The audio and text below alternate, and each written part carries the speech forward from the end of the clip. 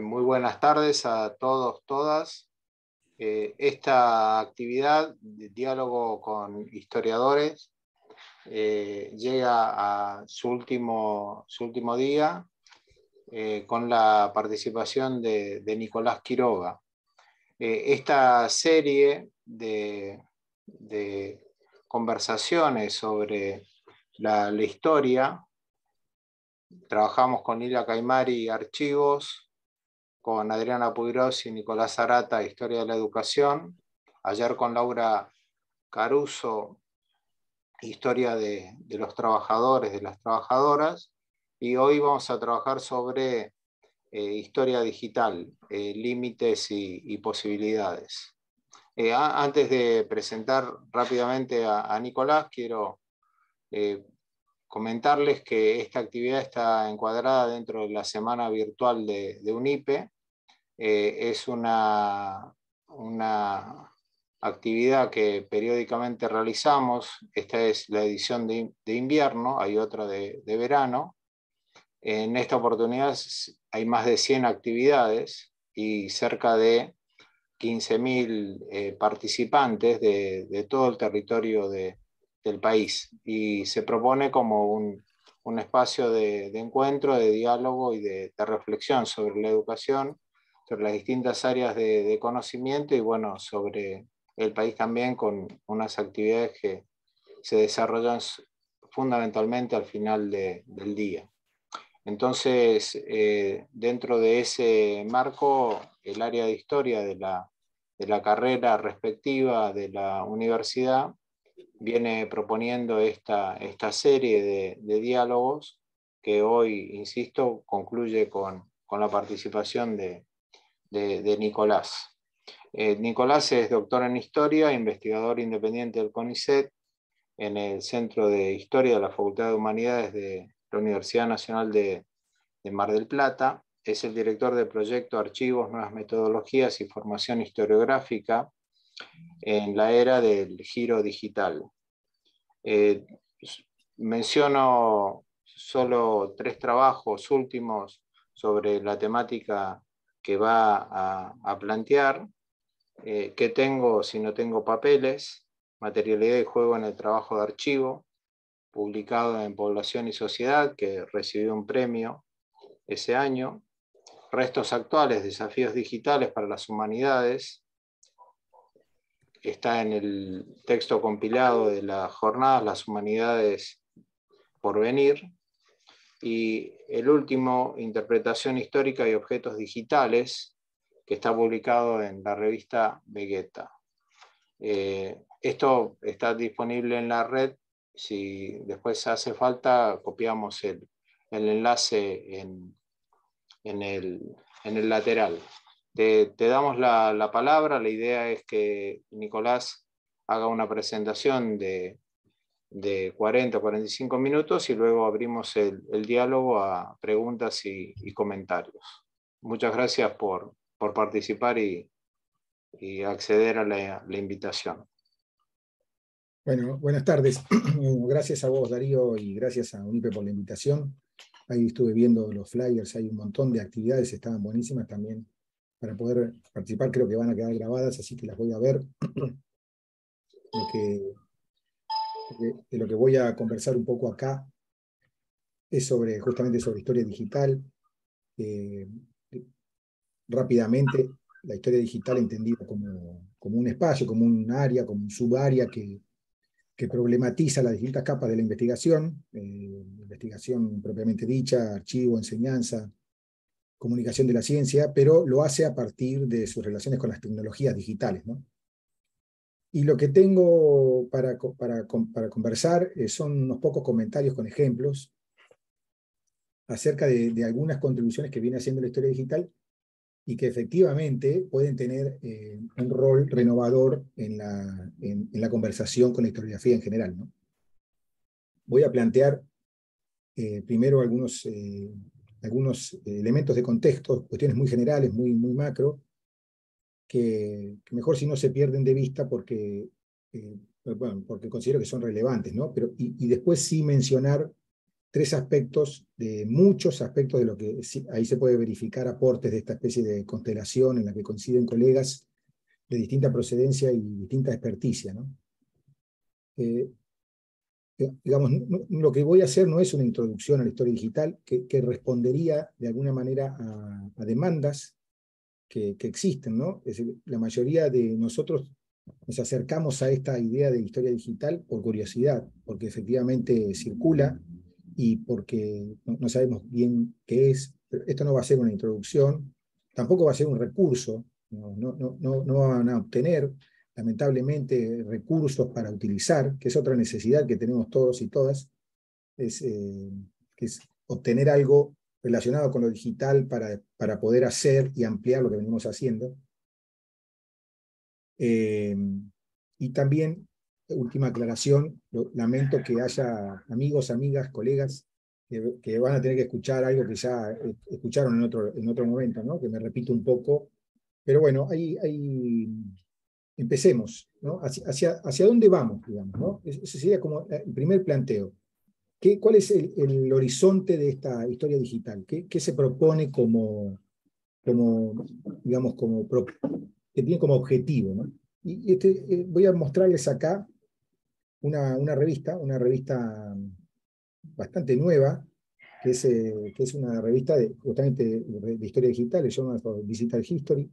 Y ahí lo que tienen a la vista es un artículo de Andreas Vickers y Claver, Frederic Claver, que son dos conocidos historiadores de este tópico de historia digital. La revista es muy novedosa, tiene un par de números nada más, es una revista que se propone, que tiene como tres pliegues, ¿no? Se propone trabajar con el pliegue tradicional, que es el artículo propiamente dicho, pero a su vez sumarle un pliegue de programación en GitHub, en una plataforma colaborativa para mostrarlos, y un tercer pliegue sobre visualización, ¿no? Es bastante novedosa, pero lo que ven acá, lo que yo quiero mostrar es hacia dónde vamos, es esto. Esto sería como la hermenéutica que propone la historia digital, una de estas versiones, ¿no? O sea, no sé si lo tengo que ampliar, a ver si lo ven ahí, un poquito más grande. No lo puedo ampliar más, me parece. Bueno, lo ven ahí, ¿no? Digamos, esto sería como el ciclo de investigación, ciclo hermenéutico tradicional, pero que tiene el agregado de cuestiones relacionadas con lo digital, ¿no? Tanto en lo que es en la búsqueda de fuentes y materiales y en la investigación, en el momento inicial de la investigación, como es en la crítica de esas fuentes, en el análisis y finalmente en la exposición o presentación de los resultados. Yo diría que vamos hacia un lugar en donde este ciclo hermenéutico abandone el adjetivo digital. Eso sería el horizonte. Es decir, como pasa con muchas otras cosas, ¿no? Que son digitales, pero ya no se las llama digital, ¿no? O sea, digital, como dice un autor, es un término del siglo XX, no es un término del XXI. En el XX se le agregaba a las cosas el adjetivo digital, y en el XXI ya la música es digital por naturaleza, y antes había que hacer como una especie de aclaración, ¿no? Y acá esto sería el horizonte en donde confluye la historiografía y la historia digital, que nunca dejó de pertenecer a ella, pero que por la propia lógica de este momento parece estar desprendida, y tiene que pensar una hermenéutica de este tipo. Vamos hacia una hermenéutica general común, en donde los aspectos relacionados con los objetos digitales tengan importancia. Pero bueno, aprovecho eso para mostrar la revista, ¿no? Un primer contexto muy general de este momento en donde la historia digital se está construyendo.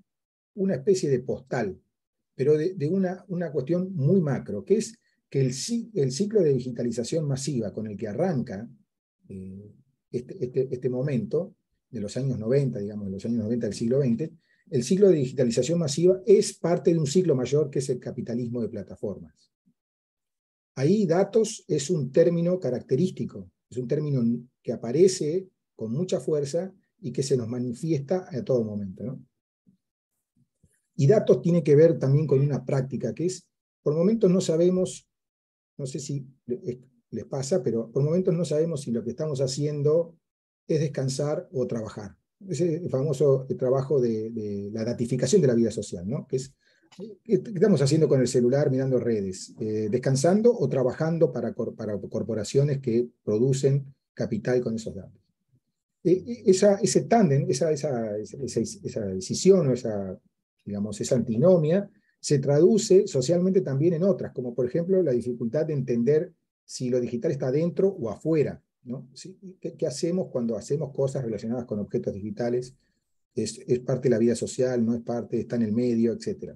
Y también se traduce políticamente en la tensión entre como lo digital como un aumento de la democratización, pero por otro lado, un aumento de las desigualdades o brecha digital que claramente se vio con la pandemia, ¿no?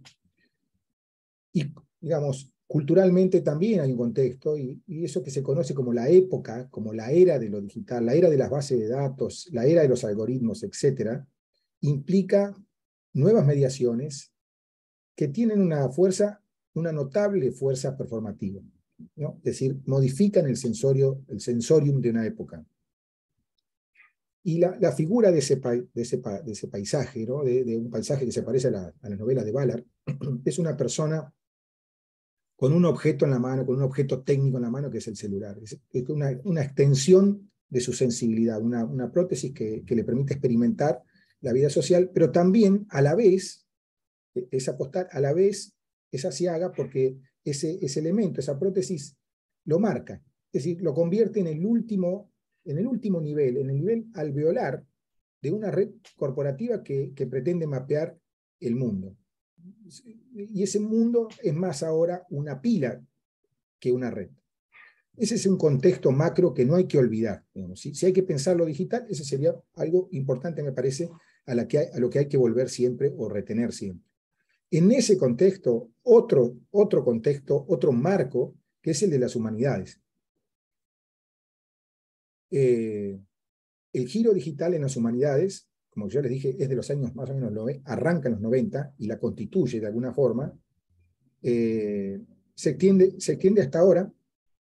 Obviamente, mucha gente encuentra precursores del giro digital, ¿no? Hay muchos escritos sobre eso, sobre de dónde viene el giro digital, y arranca en los años 30 del siglo XX, en los 40, en los 50, en los 60, muchas líneas que difieren. Por ejemplo, hay versiones de esto que tiene una línea más francesa, versiones de esto que tiene una línea más norteamericana, más europea, etc. Pero, digamos, en los años 90 del siglo XX arranca esto en las humanidades, y ese giro se simboliza, tiene como símbolo el escáner, ¿no? Porque así se materializa el giro digital, ¿no? Que consiste en transponer papeles, no solamente papeles, pero digamos en general textos, archivos de papel a objetos digitales. Y el sueño, ese es el símbolo del giro digital, y el sueño, su bandera, digamos, una bandera democratizadora del conocimiento, que es un sueño bien ilustrado, ¿no? De base ilustrada. El escáner y la enciclopedia. Esos son los fundamentos en los comienzos del giro digital. Pero ambas cosas, estas metáforas que uso, digamos, o referencias, son también el freno del giro digital o su demora, porque los objetos nacidos digitales todavía no son bien tematizados por ese impulso inicial. Y por otro lado, el mundo de las plataformas, este mundo actual, que no tiene mucho que ver con los años 90, es apenas, a duras penas entendido con ese proyecto enciclopédico. Ese sería otro contexto que hay que retener para pensar lo que viene haciendo la historia digital. Y un tercer momento, una tercera postal, digamos, es que con los archivos digitales, o digitalizados, o nacidos digitales, o renacidos digitales, hay como pequeñas aclaraciones que hay que hacer ahí. Con los archivos digitales pasa más o menos lo mismo, o no pasan cosas diferentes que lo que sucede con otros medios, con los sonoros o los fotográficos. Los archivos digitales se pueden utilizar o no en la investigación social. Es decir, los problemas aparecen cuando se usan esos archivos, pero por ahora no aparecen cuando no se usan. Es decir, que para la profesión lo digital es un asunto lateral. Yo digo lateral no como si fuese algo que está desalojado del centro, pero que efectivamente es así, ¿no? Pero que no es lo único. Lateral es más bien algo así como sería lo que aparece con la migraña al costado del ojo, ¿no? O sea, como un escotoma, ¿no? Como que algo que es intrigante, que despierta curiosidad y también puede ser molesto, pero que fácilmente se puede sacar del campo de visión y no es fácil tampoco de enfocar porque, bueno, el ejemplo, la metáfora la puedo arruinar, digamos, pero es lateral en ese sentido. Despierta curiosidad, se expresa también esa curiosidad en forma de advertencia, pero se puede dejar de lado y se puede seguir haciendo historia sin tener que ni utilizar ni problematizar cuestiones relacionadas con lo digital. Esos son los contextos, pero ¿cuáles han sido las contribuciones de la historia digital al trabajo histórico? Parece un contrasentido, pero lo planteo así, no porque considere que está fuera de la investigación histórica la historia digital, pero de alguna manera esa tensión está claro porque, bueno, como decía, no necesitamos pensar la historia digital para hacer investigación histórica o enseñar historia, ¿no? Bueno, las contribuciones se pueden marcar en algunos aspectos. Uno de esos aspectos es el archivo, es un tema en las contribuciones de la historia digital.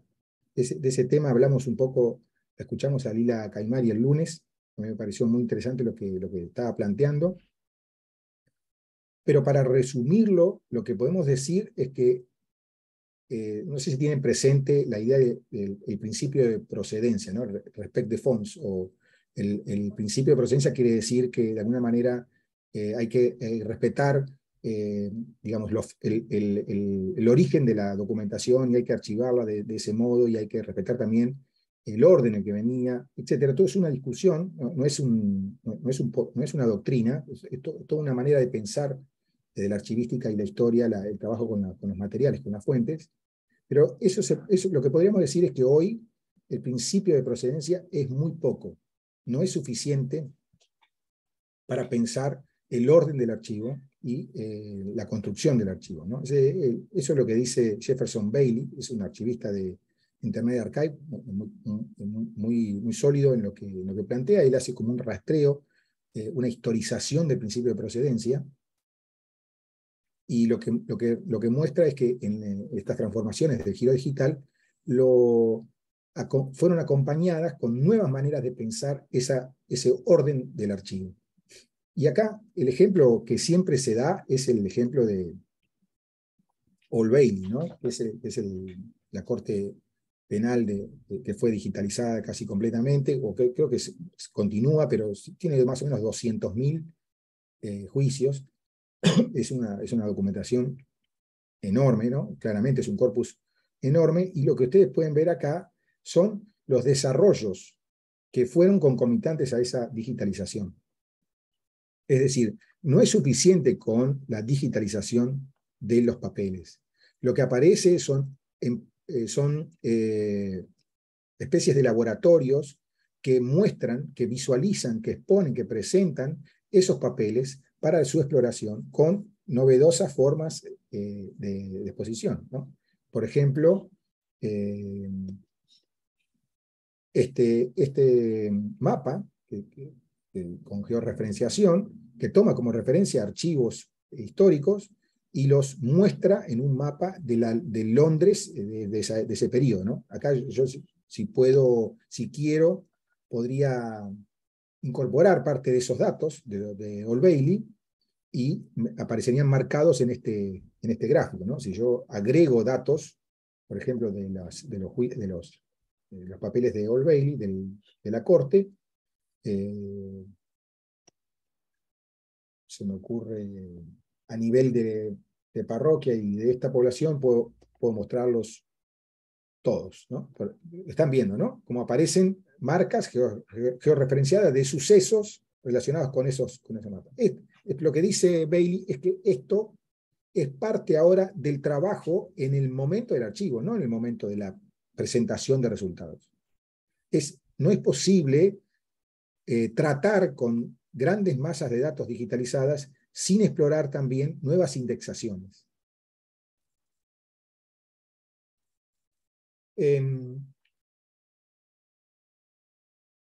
Una de las...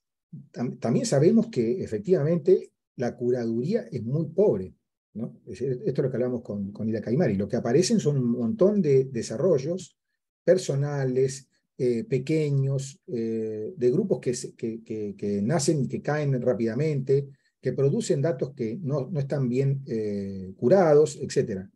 El Estado aparece muy poco en estos emprendimientos. Esto es lo que, bueno, que aprendimos un poco de lo que decía Caimari el lunes, ¿no?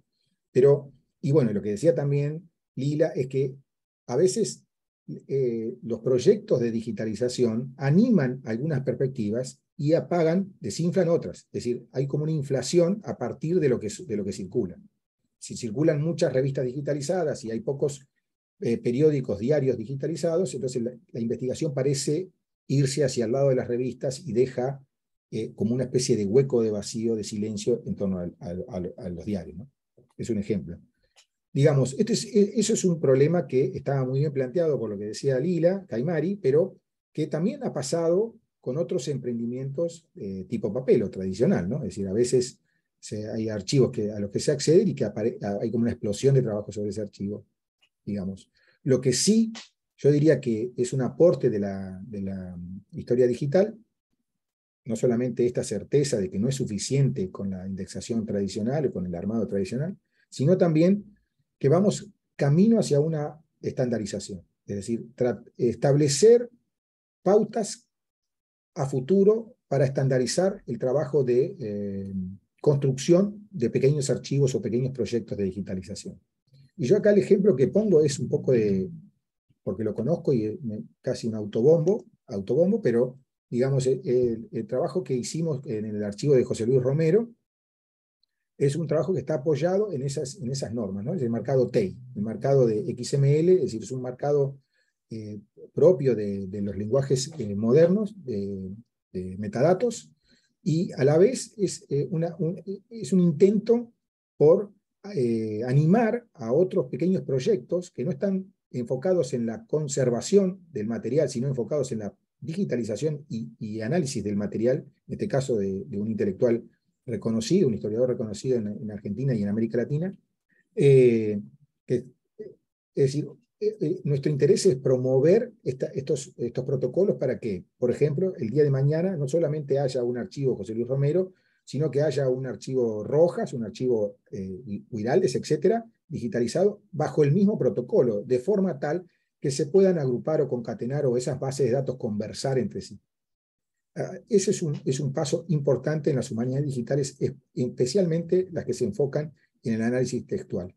Vamos hacia una estandarización de los protocolos para construir proyectos de digitalización. Eso me parece que hay mucho de eso en historia digital y que se relaciona con otras disciplinas, ¿no? Sobre todo con letras. De hecho, es Jimena del Río la que nos asesoró para adoptar el marcado TEI, que está en archivos como el de Whitman o el de intelectuales alemanes o el de, bueno, no recuerdo ahora otras bases de datos, pero hay en el sitio web del consorcio TEI hay muchos ejemplos de su uso en humanidades.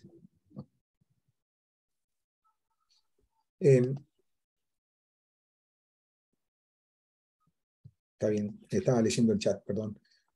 Otra cuestión son las fuentes. Ahí los aportes son muy interesantes y tienen distintos ángulos o distintas canteras. Por ejemplo, sobre las fuentes, es tratar de pensar la cuestión digital alrededor de ese tema que es muy importante para la investigación histórica, ¿no? Por un lado, ¿qué características tienen esos objetos? Es decir, su naturaleza, pensar su naturaleza. Eso es algo que se hace mucho y se hace bien. Digamos. Un ejemplo es Nils Brugger, que desde hace mucho tiempo viene trabajando esos temas, el tema de pensar la página web como documento. Porque está claro que si lo vamos a usar como fuente, su materialidad y su dinámica, si se quiere, no funciona como una página de un libro. Es decir, es más un conjunto de objetos digitales que se sirven y que se activan en un explorador, es decir, que intervienen otras dinámicas y que tiene su propia complejidad que tiene que ser pensada. Ese sería como un campo que no solamente tiene que ver con las páginas web, pero ahí aparecen otros objetos digitales importantes en su, digamos, que tienen que ser estudiados, analizados en su naturaleza, en su materialidad. Otro tema fundamental es su relación, su condición de resto del pasado. Es decir, si vamos a pensar los objetos digitales como fuentes históricas, ¿cómo se relacionan? ¿Por qué son restos del pasado? Es decir, ¿cuál es el estatuto de esa datificación de la vida social de la que venimos hablando? Es decir, ¿cómo tenemos que interpretarlos? ¿No? ¿Cómo tenemos que pensarlos para que nos digan algo sobre esa vida social que supuestamente guardan? Son restos del pasado y son restos también, obviamente, de nuestro presente, ahora, pero ¿qué guardan? ¿Cómo se guardan? ¿Cómo incide la tecnología en eso que guardan? Y el otro tema es cómo se producen esos datos, esos objetos. Cómo se colectan y cómo deberíamos sumar a la interpretación esas características, ¿no? Por ejemplo, el trabajo que hace Peter Webster sobre fuentes eclesiásticas de los años 90 del siglo XX y principio del siglo XXI, él ha hecho varios trabajos acerca de cómo poder acceder, cómo poder buscar y cómo poder pensar esas fuentes nacidas digitales sobre el mundo, sobre la historia de religión, porque para él, para Webster, tiene particularidades de ese momento relacionados con lo sociotécnico, ¿no? Relacionados con lo digital, que no pueden dejarse de lado en la investigación histórica. Entonces, son ejemplos, 3 aspectos de un mismo tema, que son las fuentes, pensar los objetos digitales como fuentes. Esos son aportes, me parece, notables de la historia digital, y eso es lo que viene discutiendo en este punto. Ahí hay un juego de pretericiones y de futurología, futuraciones, ¿no? No sé, es verdad que es más fácil interpretar esos materiales mirando hacia el pasado que si lo queremos ensayar mirando hacia el futuro, pero es fundamental, me parece, comprender, y así lo comprenden los autores y autoras que estoy pensando acá, qué sucede hoy y cómo podríamos transformar este contexto para cuando esto que se guarda hoy sea un documento histórico en 30 años, ¿no? Es decir, que no quede en manos privadas y corporativas, que se discuta lo que se guarda y lo que no. Bueno, ahí lo que se está mirando es cómo se producen esos datos en la actualidad, cuáles son las mediaciones algorítmicas que intervienen en esa producción y conservación, y por otro lado, la ética en relación con la investigación histórica, ¿no?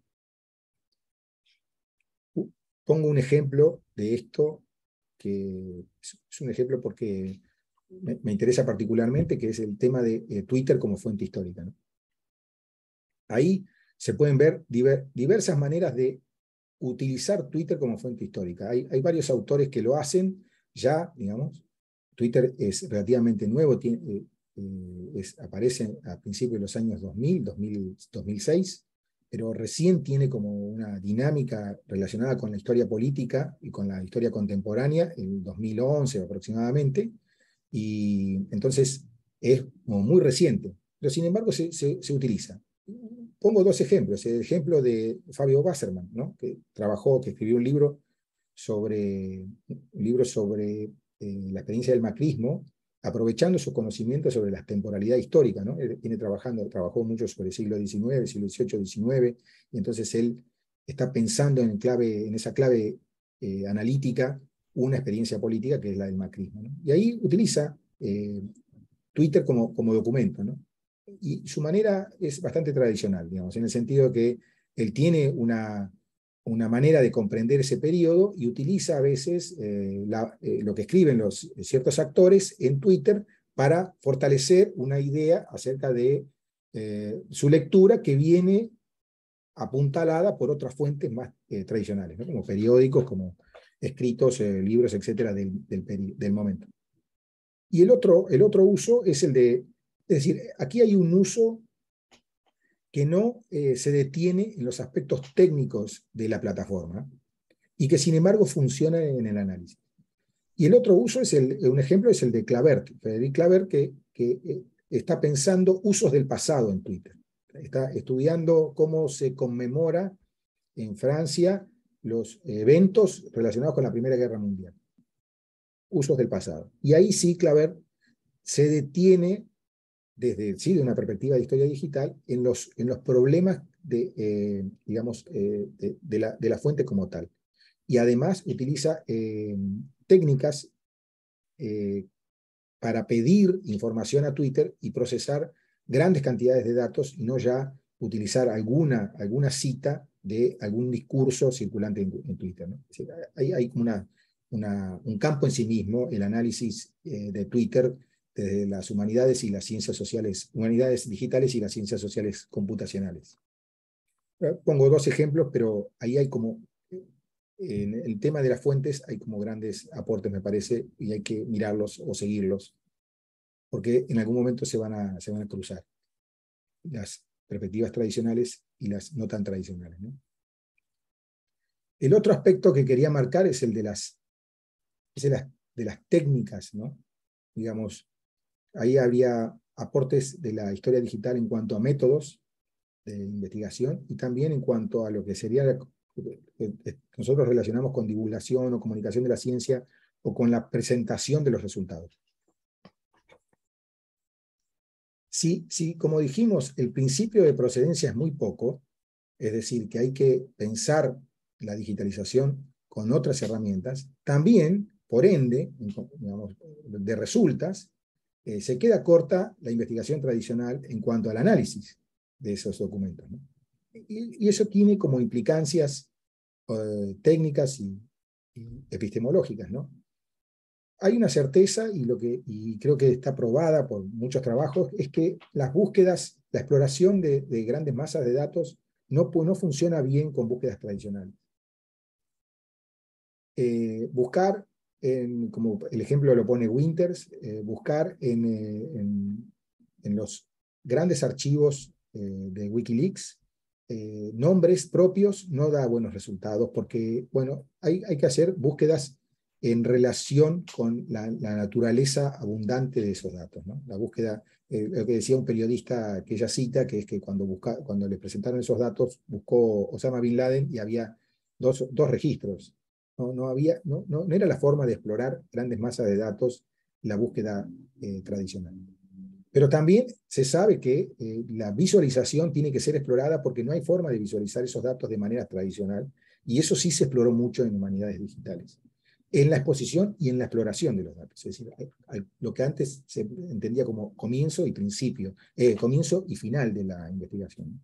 Y después está el tema de la lectura distante, que es un campo enorme y bastante discutido, que es el término lo acuñó Franco Moretti, que es procesar, buscar patrones en grandes cantidades de datos, por ejemplo, en enormes corpus de novelas del siglo XIX, pero que es algo que no es una lectura y que implica tratar al texto no como texto, sino como otra cosa, es decir, como dato. Pero si patrimonio y archivo, como les decía, ha cambiado sustantivamente después del giro digital, la idea de una historia pública se hizo mucho más consistente después de esto, y es una historia pública que no queda afuera o detrás o al final de lo que se investiga, ¿no? Que no es solo divulgar o cambiar, digamos, los lenguajes para hacerlo más adaptado al público.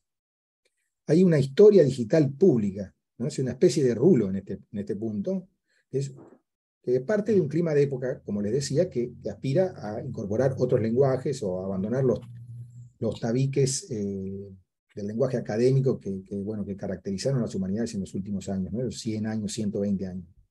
No es lo que quiero subrayar, porque es verdad que hay algo relacionado con la divulgación, pero no todo concluye en la divulgación. En este punto hay un asunto que devuelve a la escena, a la discusión, el tema de la autoridad, ¿no?, del texto histórico, y que ahora reclama ser compartida, o sea, identifica posibilidades colaborativas y propone, por ejemplo, la curaduría como una actividad. Bueno, esto es un campo que está siendo explorado ahora y que es muy fuerte, ¿no?, que incorporan otros interlocutores como las galerías, las bibliotecas, los archivos, los museos. Eso se llama GLAM, ¿no? Digamos, hay un aspecto que relaciona la investigación, la historia digital, en historia digital, con lo que sería llamamos el público. Pero ahora es en una fase más colaborativa, es un trabajo más que relaciona la investigación con lo social. Aquí el ejemplo que yo les quiero poner, que les quiero mostrar, que es un ejemplo también en parte antojadizo porque hay muchos, es el explorador tecnosocial, que desarrolla una historiadora, pero que trabaja en canteras de arquitectos y de otros campos, ¿no?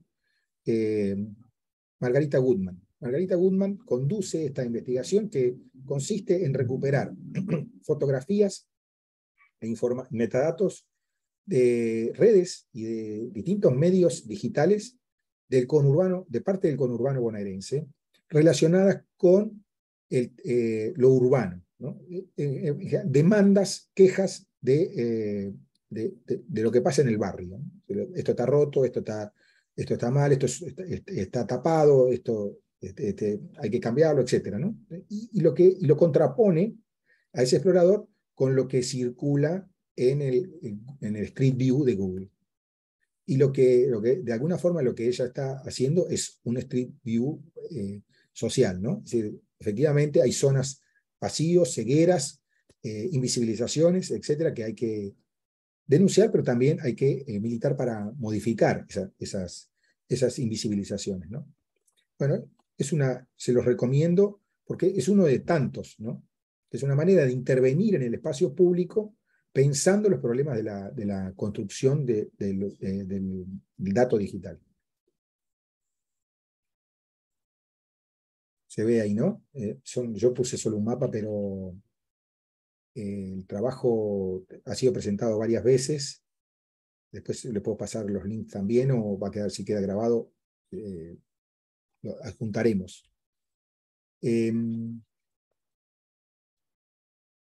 Y finalmente, en esta conversación que propongo, ¿por qué límites, ¿no? ¿Por qué puse límites? Es algo que dos colegas me recriminaron, me dijeron, ya le encontraste un límite, ya le tuviste que agregar. Pero digamos, no son límites que inventé yo, y son límites en el sentido que se están discutiendo. Y eso tiene que ver con otra postal, ¿no? Este contexto tiene otro costado. Y ese límite no viene del enfrentamiento entre personas y máquinas. No quiere decir que las máquinas no son tan buenas como los humanos para interpretar textos, y eso sería el límite de la historia digital, que basta de usar esas técnicas porque no conducen a muchos lugares, a muchas certezas. No, eso sería más bien, digamos, una postal en un congreso de máquinas, ¿no? O sea, las máquinas estarían ahí discutiendo no sobre historia digital, sino sobre algo que ellas dieran en llamar historia humana. Entonces una máquina expondría, me imagino, sobre las virtudes de pensar como los humanos los problemas científicos, y otras dirían, no, esto no estoy de acuerdo, le quedan 5 minutos, etc. Esa sería otra postal. Esa discusión es más bien graciosa ya, ¿no? Se da en otros términos en la actualidad. El tema de la relación entre máquinas y humanos para pensar el análisis textual. Pero sí hay un contexto problemático en cuanto a que lo digital se transforme en un nicho, ¿no? Se transforme en un área de trabajo que crece cada vez más, y crece mucho, y muy rápidamente, pero que mientras crece está tratando de resolver sus parentescos con las humanidades digitales, ¿no? La historia digital trata de resolver sus parentescos con las humanidades digitales, y a su vez estas están pugnando por ajustar el suyo con las humanidades a secas, y así en abismo, ¿no? Las humanidades con las ciencias, etc.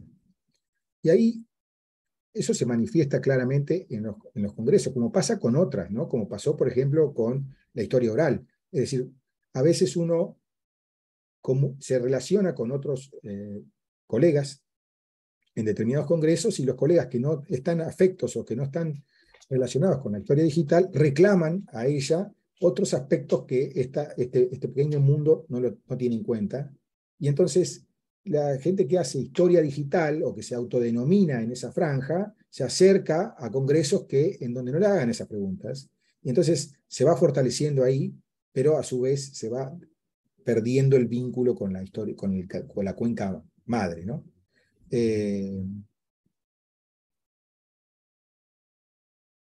Sí, ahí me parece que aparece como lo que sería como una especie de límite. Digamos, si persiste, digamos, en el trabajo acelerado y digamos, en la endogamia, por decirlo de alguna forma, bueno, se aleja de la investigación histórica propiamente dicho y se transforma en una especie de conversación de técnicas y conceptos. Pero a la vez, por otro lado, si trata de suavizar esa distancia, si trata de hacer digamos, que la comunicación sea más fluida, también puede perder el filo de lo que tiene para decir la historia digital al cauce de la historia secas. Y ese filo tiene que ver justamente con estos aspectos que yo estaba marcando, que es la importancia de esos asuntos que mencioné, la importancia de estar en contacto con el código, con los formatos, con el mundo artesanal del trabajo de la historia del archivo, ahora digital. Es decir, hay una versión de la atracción por el archivo, ¿se acuerdan en el texto de Farge? Que hay una atracción también por el archivo digital, pero que no tiene que ver con el polvo del archivo o con esa experiencia táctil del trabajo en los archivos con papel, ¿no? Esa especie de visión romántica, ¿no? Del trabajo en archivo. Pero también insisto, hay una versión para los archivos digitales que subraya la importancia del trabajo artesanal con objetos digitales. Es un mundo tan ilustrado y tan iluminista como cualquiera de los mundos que leímos en Introducción a la Práctica Histórica, o el mundo que ejercemos cuando vamos al archivo tradicional. Tiene mucho para explicar y mucho para discutir, y en ocasiones tiene que polemizar. Insisto, si limas perezas, a veces algo en el camino se pierde. Ese sería como un problema que se presenta. Y en el marco de ese contexto aparecen desarrollos que yo encuentro que presentan este límite del que les voy a hablar. Les pongo el ejemplo de un desarrollo, para mí, uno de los mejores y es excelente, que es su director es Milligan, que viene trabajando en la historia digital, trabajó con una colección de datos de geocities.com, de esa plataforma de los años 90. Él tiene como 18 millones de páginas, y él empezó a problematizar ese análisis de muchas maneras, y empezó a trabajar en este proyecto, ¿no? Proyecto que en principio empezó con los archivos de GeoCities, y que empezaron a desarrollar herramientas para ordenarlos, clasificarlos, analizarlos, visualizar ese análisis y los resultados. No solamente lo hicieron muy sofisticado, sino que además utilizaron herramientas cada vez mejores para ese trabajo, pero inmediatamente, como vieron que funcionaba y que podía ser bueno también para otros que trabajen otros documentos, otros corpus, entonces modularizaron su análisis y hicieron como herramientas para que cualquiera introduzca no corpus de GeoCities, sino cualquier otro material digitalizado en esas máquinas, ¿no? Es decir, desarrollaron aplicaciones o desarrollaron técnicas que funcionan como módulos para poder ser usados por otros. No solamente unos pocos, sino que además fueron mejorando hasta, digamos, se desprendieron de la versión original de este proyecto para usar una mejorada, hicieron una nube para que nosotros podamos subir nuestras propias fuentes y utilizar sus herramientas de análisis. Además, destazaron o presentaron, digamos, material preprocesado de ese enorme conjunto de datos que es geocities.com, que yo trabajé. Y entonces sirvieron otra cantidad enorme de datos preprocesados para que las personas pudieran utilizarlos en lugar de y de ese modo se ahorraban todo el trabajo engorroso que es el preprocesamiento de datos.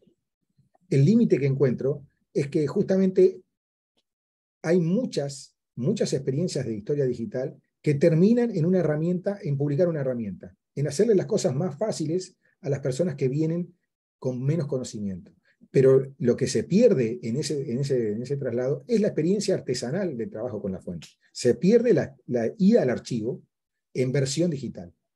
Y entonces eso es un problema. Es un problema porque no se hace ni una cosa ni la otra. Ni nos acercamos a la investigación histórica propiamente dicha, desarrollamos herramientas y después aplicaciones, y a la vez no nos acercamos a favorecer el trabajo artesanal con esa investigación, ahora sí, en historia digital. Bueno, acá no sé cómo iba de tiempo, pero esto fue lo que preparé como para conversar, si quieren. Fue todo un poquito rápido, pero bueno, era una idea, mi idea era marcar estos aspectos, ¿no? Contribuciones y problemas. Bien, Nicolás, estuvo bien el tiempo. Ahora vamos a abrir a comentarios o preguntas. Se pueden ir haciendo a través del chat o directamente tomando la palabra aquí en el Zoom. Así que las invito a ello.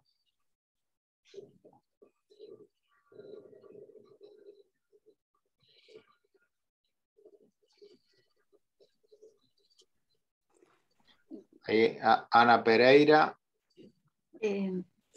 Sí, Nicolás, muchas gracias por la exposición. Me pareció muy importante, muy interesante. Te quería preguntar, pensando un poco en la formación de los futuros historiadores, vos cómo imaginás o de los futuros expertos en las humanidades, cómo imaginás que sería la formación inicial, cómo imaginás el grado, el posgrado, cómo hacer, en particular por esta tensión que marcás al final entre el riesgo de la pérdida del trabajo artesanal con la fuente y el enfrentar un bosque infinito de datos que no nos permita ver ni visualizar ningún árbol en particular, ni clasificar lo que tenemos ante nosotros, ¿no? Está bien, sí, gracias. Está bien la pregunta. No la retomé. Contesto, Darío, ¿está bien? Sí, dale. Avanzamos mientras el resto piensa y anota, así no le damos dinamismo. No retomé la cuestión de la formación, que sería un aspecto importante, y que hay historiadores e historiadoras que están como muy orientadas a eso. Por ejemplo, hay gente que recupera programas que se vinieron haciendo sobre historia digital, y lo que ve es que es bastante heterogéneo las propuestas y cambian con el tiempo. Es decir, como hay énfasis, durante un tiempo hubo mucho énfasis en la publicación de resultados, que fue como la primera oleada, ¿no? Es decir, bueno, lo novedoso de esto es que lo podemos publicar rápidamente, podemos hacer utilizar la tecnología del hipervínculo para comunicar lo que queremos. ¿Se acuerdan que es la experiencia de Darton, ¿no? Que incluso hizo una editorial para publicar tesis que no dieron mucho resultado? Y después se hizo énfasis en la programación, se hizo énfasis en las estadísticas. Bueno, hay como variación. Y lo que imagino yo que eso va a ir cambiando también con el tiempo, y lo que me parece a mí tiene mejor resultado son talleres, ¿no? Talleres con materiales, como fuente. Sería como una especie de taller a secas, ¿no? En donde lo digital interviniera para la investigación tradicional, porque las fuentes ya estarían digitalizadas, ¿no? Es decir, también yo siempre lo homologo cuando me lo pregunto con la historia oral. Es decir, a veces es esa discusión, ¿se acuerdan de historia oral si era un método o era un campo? ¿No? Que como cuando fue un método, fue muy sólido, ¿no? Cultura, la cultura popular, las culturas populares de Inglaterra, en Estados Unidos también, toda esa influencia de marxistas británicos en Inglaterra y en Estados Unidos es muy buena, y después en América Latina. Acá debería pasar lo mismo, es decir, no deberíamos ir hacia la historia digital como si fuese un método o un campo en sí mismo, sino más bien a intervenir en las cuestiones plenamente históricas con esos aspectos, ¿no? Eso, así que me imagino que el taller debería funcionar mejor que si tuviésemos una introducción a la historia digital. Muy bien. ¿Alguna otra pregunta, comentario?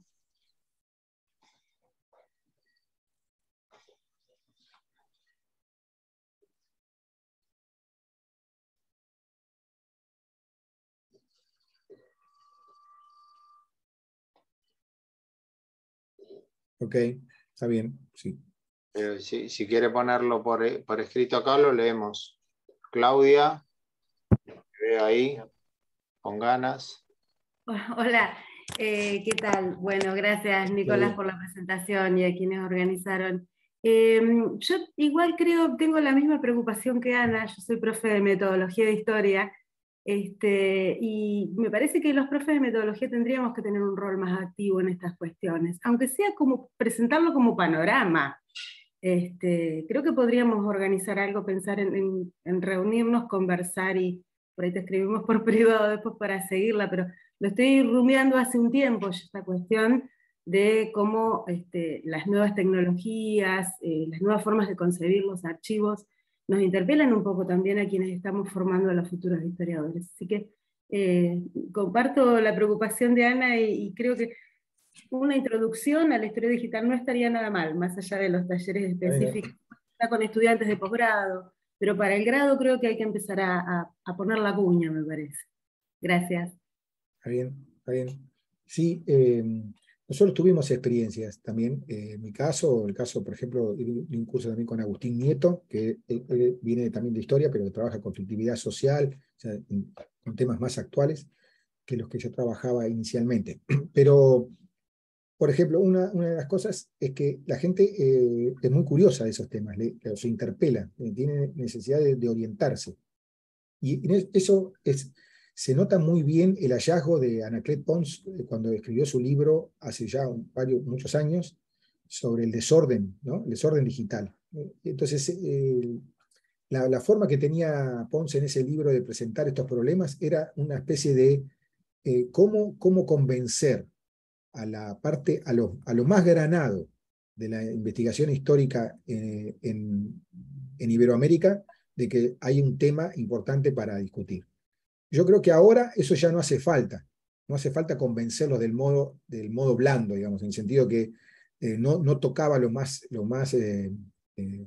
si se quiere, disruptivo de la historia digital para convencer a la comunidad, ¿no? Ahora no hace falta eso. Entonces, está bien, un curso de introducción a lo digital podría ser una especie de conversación con lo que se viene haciendo. Y no me parece mal. Lo que digo es que es un problema en el marco, cómo lo instalás en el marco de una currícula, ¿no? Eso sería como una pregunta que tengo. Y lo que veo es que no hay un consenso sobre eso. Aquí en el chat, María Elena Barral pregunta, ¿cuál es tu opinión acerca de esta suerte de nueva identidad profesional de, entre comillas, humanista digital? ¿Desplazaría las antiguas especializaciones, historiadores, etcétera? Sí, no creo, Añe, no creo que eso pase, y yo creo que quizás, bueno, hay que hay que entender que a veces eso pasa por una cuestión profesional, ¿no? Que hay que construir como espacios en lo académico, y entonces ese título tiene que ver con eso, más que con lo que efectivamente hacen, que consiste básicamente en seguir siendo humanistas y concentrarse en esos aspectos. No me parece que vaya a reemplazarlo, es una opinión nada más, y me parece que, como dije al principio, la tendencia es a ir sacando el adjetivo digital de lo que se hace. Por ejemplo, hay autores que dirían la etiqueta historia digital no debería usarse más. Hay muchos que ya insisten en eso, que es un paraguas y un término que funcionó, pero ya lo que tendremos que hacer es concentrarnos en ver la interacción entre tecnologías de la investigación y la historia. Entonces borraríamos digital y nos concentraríamos en pensar en glosarios. Eso dice Krimmel, ¿no? Pensemos en afinar el vocabulario para entendernos y no en utilizar conceptos paraguas. Marta dice, escribió aquí, pero quisiera hacer una pregunta acerca de la utilización de las redes sociales como fuentes, pero mucho más dinámicas que un archivo. Por el contrario, son importantes las interacciones y parecen más abordables por una perspectiva etnográfica. Está bien. Sí, está. Por lo que yo he leído y conozco, es muy buena la perspectiva etnográfica para redes, para muchas redes, ¿no? Para muchas plataformas. Por ejemplo, Twitch. Y también podría ser para Twitter. Lo que digo es que, independientemente de eso, como Twitter es una plataforma que cede muchos datos, a diferencia de otras, es posible, de hecho ya sucede que eso quede como un documento, es decir, que lo que tengamos sean los queries, las consultas que le hacemos a la base de datos de Twitter queden como material para investigación histórica. Entonces ahí el enfoque histórico también tiene valor, es decir, estudiar lo que sucedía en las interacciones de Twitter en el 2006, aunque parezca mentira, puede ser importante de la perspectiva histórica y más importante que de la perspectiva etnográfica, porque en la comunidad de Twitter no es fácilmente percibible desde la experiencia de los individuos. O sea, se perciben distintas cosas porque tienen distintas técnicas para separar las comunidades, para unificar comunidades, para mostrar distintas cosas en distintos espacios, es decir, tienen como una carga sociotécnica muy fuerte, y entonces la experiencia del análisis histórico es tan válido como el etnográfico, aunque para mí está buenísimo la perspectiva etnográfica. Insisto en que, bueno, las cosas pasan, es decir, se convierten en material para analizar históricamente.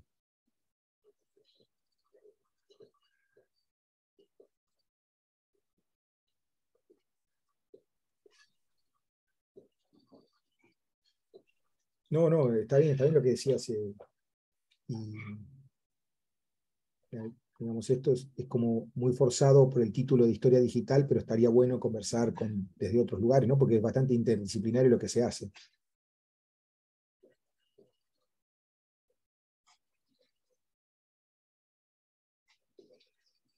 ¿Algún otro comentario, pregunta?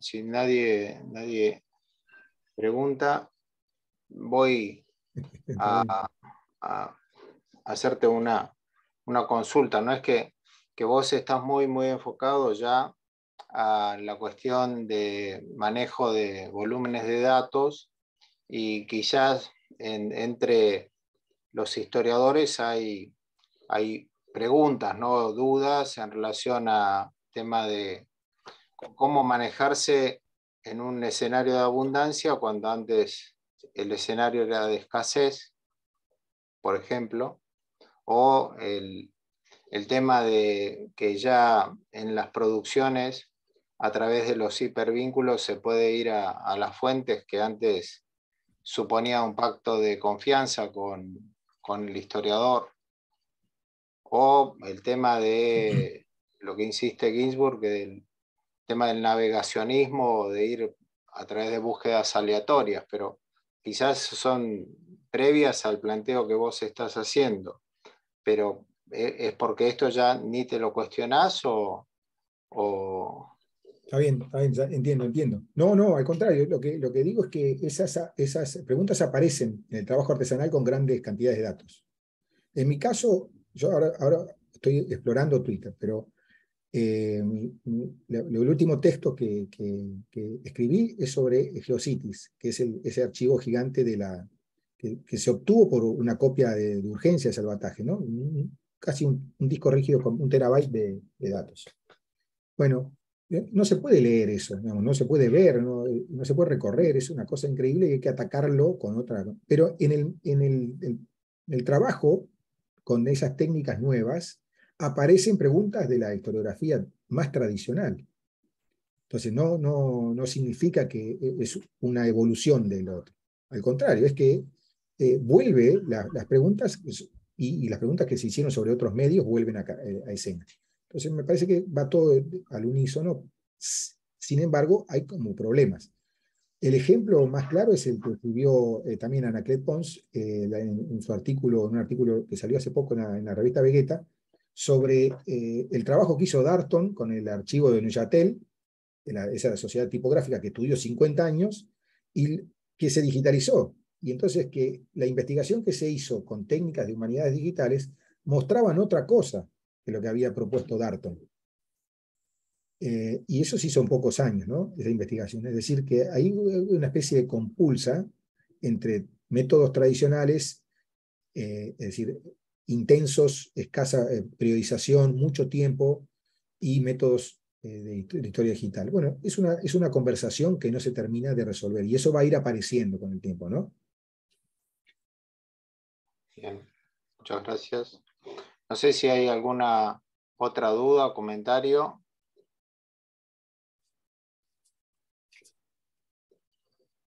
Está bien lo que dice Marta Flores, ¿no? Eso de que hay que convencer a los jurados de tesis, está bien, porque justamente lo importante es el contexto. Como a veces son como novedades, pero que los contextos van cambiando y se aclaran. El ejemplo, yo trabajo con alguien que trabaja, que es un conocedor es un doctorando, conocedor de historia del peronismo, y en ese marco él empezó a pensar diputados obreros en el periodo del primer peronismo en Argentina, ¿no? 10 años. Empiezan a tener como una especie de participación muy activa en el Parlamento, pero a la vez hay como una mitología alrededor de estas personas. Bueno, con Darío lo conocemos bien. Entonces, él al principio empezó a pensar un análisis de textos con herramientas de historia digital, ¿no? Computacionales. O sea, una especie de lectura distante de todos los tomos de ese Parlamento. Digitalizar esos tomos, hacer análisis de lectura distante. Cuando pensamos un posible final, o sea, ¿qué jurado iba a evaluar eso? No existía. Eso hace 4 años. Y ahora ya existen investigadores, investigadoras de historia que están pensando en esa clave, o que tienen una sensibilidad que permite conversar. Hace 4 años, o sea, no pasó mucho tiempo para que eso pase.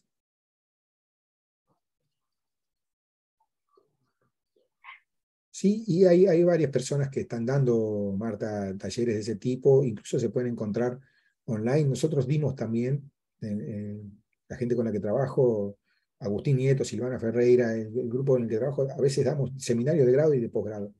Pero, insisto en lo que marqué, no está claro. A ver, los resultados no son, no se pueden, no tienen un patrón, y a veces son inquietantes porque nos obligan a corregir mucho lo que planificamos. Lo que sí es cierto que la gente que tiene material digitalizado y quiere explorarlos, le da mejor resultado que la gente que aparece por curiosidad en ese tema.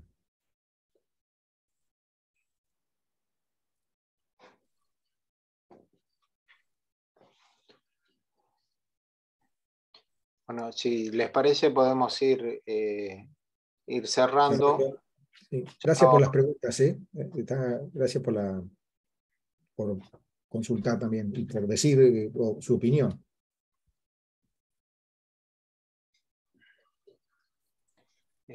Solo comentar que en la universidad, en UNIPE, por ser reciente la carrera de historia, hay un trayecto de formación profesional que arranca con archivos, luego va a museos, luego va a textos y tiene un espacio de humanidades digitales, que ya, pero no, los que lo promueven no son acólitos, pero saben que eso está está emergiendo.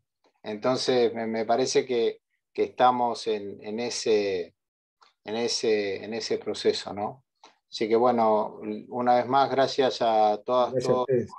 por participar. Gracias. Nicolás, muchísimas gracias por la presentación, y en breve va a estar disponible el material en nuestro canal de YouTube, como para seguir las referencias que hizo Nicolás. De todas maneras, Nicolás, si no es complicado, ¿por qué no Sí, anotas tu correo en el chat? Así, sí. si alguien quiere hacer alguna pregunta adicional, puede dirigirse a vos. ¿Está? A ver, ahí está. Buen fin de semana y gracias. Sí, no hay problema, no hay problema. Ahí dejé mi correo, gracias. Buen fin de semana. Que anden bien.